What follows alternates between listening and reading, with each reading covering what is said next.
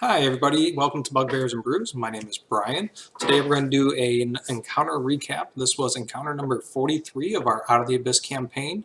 And this was a pretty different session than ones we've ran in the past. So it was, for me, I had a lot of fun, and it seems like the players had a lot of fun as well. So let's go ahead and start the recap. Start off as the group hanging out in DeVere's tower as they waited for him to complete the demon summoning medallion. It took him a few days to do so, which case during that time he was locked away. And the few times that the party did see him, he seemed really ragged and ran down. So it was looking like this was taking a lot out of him. In the end of the 3 days, he decided, you know what, it's complete. He believes that this is going to work to summon the demons and get them all collaborated, but he needs the Grimoire of Gromp Benair to make sure that, hey, his notes that he believes is going to work is going to, he wants to cross-reference these with Gromp's notes to make sure that, hey, this is really going to do the trick. Sadly, that means that the party has to go into Minzo Brinzen. Plus side, DeVere had a nice straight shot path that he created using some disintegration beams over decades for a secret way into Minzo Brinzen, and the party could use that with the assistance of Grin being their guide. If you don't remember, Grin was is DeVere's loyal servant / apprentice, whatever you want to call him. The travel to Minzo Brinzen was very boring. We kind of just highlighted over what happened there because this tunnel, it's secretive. It's got all sorts of wards on it, so people can't teleport into it. So there's no deal of no dealing with monsters. Very straight shot. Arriving in Minzo Brinzen, you guys arrived on the west wall. There's a rift within the west wall, and you arrived within there, climbing up top. Backing up just a little bit though, before you stepped out into the rift, Darnella decided, hey, we're going to go ahead and cast Seeming on everybody to make sure that, hey, we at least look a bit like Drow versus looking like this hodgepodge of Snurfneblin, human, elves, and Dragonborn, that kind of stuff. All the things that would stick out in Minzo Brinzen, we decided, let's not do that, on top of having the zombies and the skeleton that Darnella likes to carry around with her, or I should say have her be carried away around by them. So we went ahead and cast a Seeming, that way everybody matched up to be Drow looking, and then you climbed up top. No issues with that there. Shortly after you guys stepped up above, it wasn't long before you had some first Minzo Brinzen interaction. The first thing that you actually had coming across was a drunkard, and the drunkard just kind of slammed into you guys and started babbling all sorts of nonsense and making all sorts of goofy signs with his hands, and just couldn't really figure out what the hell was going on with him. Shortly after he left, Cinder turned around and said, hey, that person was talking all sorts of thieves' camp, talking about he knows what we're up to and wants us to meet him at a bar, restaurant that we called Cobalt's Peanuts. That's what it was. Cobalt's Peanuts. It's kind of like a Cobalt Thai restaurant is what I described it as. But not until 11 o'clock in the evening. Underdark evening, you know what I'm saying? So you guys had some time to kill. Backing up here, forgive me for this backing up, you guys were trying to find a couple members of the Council of Spiders, which is a loose conglomeration of mages, to get into the source here, which is where Gromp's Grimoire is expected to be within his room up there. But you don't believe that this guy was related to the Council of Spiders. He seemed some sort of other affiliation there. What that affiliation is, we don't know yet. Afterward, you guys decided, you know what, we have some time to kill. Let's still look for these members of the Council of Mages. You knew that some of them like to hang out in a couple of restaurants and bars near the bazaar, and you guys want to do a little bit of shopping because you've been traveling through this Underdark, gathering up all sorts of goods and golds that you haven't really had a chance to spend. So why not go take care of some shopping at the bazaar as well? On your way to the bazaar, there was a nice beholder that rose out of a rift. I say nice, but you know what I mean. It's a beholder. A beholder rose out of the rift, and you guys, along with every other drow in the area, decided, let's just give this thing a big berth and let it go on through. And then afterward, it kind of, like with a police car, when it goes down the road, there's a big vacant area that you can just shoot on down through. So you guys, along with several other people, said, here's our way. It's clearing a path for us. Let's get in there. With that, though, you had no other issues when getting into the bazaar. At the bazaar, you did a little bit of shopping for some mundane goods. I think Darnella picked up a couple pieces to make contingency, I believe is the spell that she was working on. So she picked up the ivory for that, as well as some gems. But she's got to get it carved up, so she's got to find somebody to do that. And then you also went and did some magic item shopping, which I know, yes, in 5e, magic items aren't supposed to be bought, but you know what? You guys are far enough ahead of the game, and like you said, you have a lot of money. So let's go ahead and do some magic item shopping. Why not? I pretty much gave you guys a run-of-the-mill of tables A, B, and C within the DMG for what items you could choose for, and then you could tell me the items, I'd give you the value of it. And so there was quite a bit of markup, though, on these items. So what you expected them to go for, they were probably going 2 to 3 times that price, if not higher. So that helped kind of eat some of your cash, get you guys some of the items that you wanted, as well as show you that, hey, Menzo Brinzen is, you can get pretty much any goods you're looking for, but you're going to pay a price for those goods. I don't recall the exact items that were bought. I know there was the necklace of fireballs with altogether 9 beads on it. There was a helm of comprehend languages. I don't remember what else was bought. I think a second immovable rod. It's kind of funny because you guys actually forgot you had a removable rod in the first place, which kind of saddens me because the movable rod came into play in one of my favorite pieces of, or favorite situations in the game that happened so far. But you bought a second immovable rod, and I don't remember everything else there. But in the end, you wound up dropping about 15 grand in gold and items and valuables. And that drew some onlookers.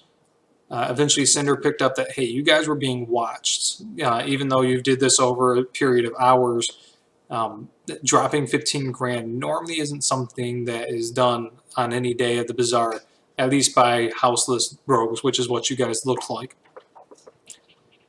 Hoping to get away from the prying eyes, you guys said, you know what, we did enough shopping. We don't need to draw more attention. Let's go ahead and head to one of these bars that the Council of Spiders members hang out in and just get a drink and see if we can find one of them. Take a drink here. My lovely Ninja Turtles Ninja Turtles cup that my wife bought me. Hanging out in the bar, it only took a matter of seconds for the trio of drow that were watching you guys to appear by your table and take the drinks that you already luckily were able to get, call them all sorts of nasty stuff, swell and piss water and that kind of stuff, and dump them on the ground, and then ask for you to kindly come with them. And they made it sound like there was no alternative. You were coming with them and you were going to like it, or if you don't like it, tough luck. There was a little bit of guff back and forth there, and it didn't take long for the drow to pull back their house emblems, and you can all see, even though you're not from the area, you're schooled a little bit in the house emblems, and this one is not hard to miss. It was House Benair, which is the ruling house of Menzo Brinzen. Seeing this, you guys kind of thought, well, maybe we go along with them, don't cause a ruckus. Some people wanted to just say screw it and fight them, and so there was a lot of debate going on with what to do, so I put everything on pause, and I handed everybody pieces of paper, and I said, here, write down what you want to do, and we will flip these all at once, and then we'll just go with what you put down is what your character is doing. So handed those out to everybody. People wrote down what they wanted to do. We flipped them over, and then I just started from one end of the table and went around to the, just all the way around. Started off with Cinder, and Cinder said, you know what? I'm not going with these pricks. Cinder's a half elf, for those that don't know, wood elf. I'm sorry, wood elf, not a half elf, wood elf, and didn't want to be anywhere near drow, especially drow of a ruling house. So Cinder said, you know what? I'm going to use prestidigitation, create a loud boom, or make some drink spill over there to distract the drow, and bolting out the door. And that worked for the most part. However, getting outside of the door, these drow were not alone, and they had a small army, small group of drow hanging out on riding lizards, hanging outside. That kind of put her on a pause there. Airbeth continued running that way as well. Said, you know what, I'm taking off as well. Draco, I think everybody pretty much fled for the most part. Walker did not flee. I know that. Walker kind of hung out. Darnella did something smart where she dropped a, what was it? Oh, I always forget the name of the spell. Not Cloud Kill, but the noxious Cloud one where it makes you puke. I forget, for some reason it's just Dawn, and it's not coming to mind. So she dropped that. Sadly, all the drow saved it. Draco wound up puking, though, and losing a turning. Oh, that's right. Draco got pulled out by the drow there. And then, so I'll kind of go over, instead of trying to recap the whole scenario, just tell you what everybody did for this chasing. So Darnella, after dropping the cloud, went to the back of the bar and used pass wall to create a exit way to the back. And her and the zombies just left out. One of the drows did give chase to Darnella. However, the zombies tripped him up, and then Darnella went and did a disguised self and continued running. However, she still had her skeleton drow with her. I say the drow that, or the skeleton that looked like a drow with her. So the drow that was giving chase recognized her, and then she said, "You know what? All the zombies and skeletons just head out away from me." And that way that they're not going to be running out with them. And she went and did invisibility and slipped away. Cinder went ahead and, like I said, was already outside with all these lizard-mounted drow.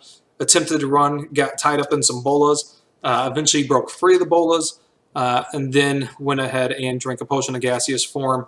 Slipped back into the bar, and then went up top, waited for things to settle down a little bit, and then snuck away back in normal elf form, not the drow elf. Eventually dropped the seeming disguise and said, "You know what, I'm slipping away as a normal elf." Not exactly the smartest idea, but it worked, just because being a normal elf in Menzo Brinzen's kind of a big red flag there. Erebeth went over, helped Cinder a little bit for Cinder to be able to escape before that they realized that the gaseous form was going to come into play. Luckily, Erebeth has some pretty high AC, and even though I did manage to hit her a few times, she overcame all the poison saving throws there and was able to get away thanks to her boots of flying, and took off into the air. Menzo Burns is a very high cavern. They couldn't even see the ceiling while flying up a couple hundred feet, and went elsewhere to land someplace safer. Walker was the only one that stayed calm, calmly walked outside, was kind of like, you know what, I'm going to give myself up. All these people, or all the, as people were running away, the drows on the mounts were running away as well, and eventually left Walker with just 2 people. And eventually Walker said, you know what, screw this, I'm leaving, I'm walking away. And the drow mounts didn't like that, started firing on her with their hand crossbows. Walker, instead of firing back with Thorn Whip or something like that, started calling down lightning. That led to some back and forth with them, combat-wise. Eventually, the lizard-mounted drow said, you know what? Do what you want. We have our own clerics and whatnot coming around. So, hearing that, Walker said, screw this. I'm out of here. Changed into air elemental and flew away as well. Draco was getting ran over constantly by a couple of the lizard-mounted drow. Luckily, once again, saving all his saving throws as well against the poison, and keeping a little bit of distance between him and the drow thanks to Dawnbringer shedding off some daylight. So the drow didn't want to get that close to the daylight. When Draco finally got a decent amount of distance between them, he took off a couple beads of the fireball, threw them at the drow, and wound up killing their mounts and slamming their mounts into each other, and then shutting off Dawn and then hiding. So really, there wasn't a lot of story progression in this one altogether, but there was a cool chase scene that I don't think I've ever done a chase scene like that before. I know I've done much smaller chase scenes, but having chase scenes where everybody goes off in their own direction, kind of like, oh no, we're doing something bad, here's the cops, everybody scattered. It reminded me a lot like that, and it was a lot of fun, I think. But in the end, you guys wound up all getting back, not together, but meeting up at the the Cobalt peanuts later on in the evening around the time that you're supposed to meet up. And that's where we're going to pick up next week. So let me know what you guys thought about the chase scene. I thought it was a lot of fun. We actually went into the DMG chase rules where you can't go X amount of dashes in a row and that kind of stuff. So people thought of other clever ways of getting away. So I definitely had a lot of fun with it. I look forward to running next week, and I know we won't be doing a chase scene. We'll be doing a little bit different things there. But it was really good change of pace, especially being in a city versus being out in the Underdark. So this was a really welcome setting for me, or encounter for me for this time around. So thanks, everybody. I will talk with you again next week. Bye.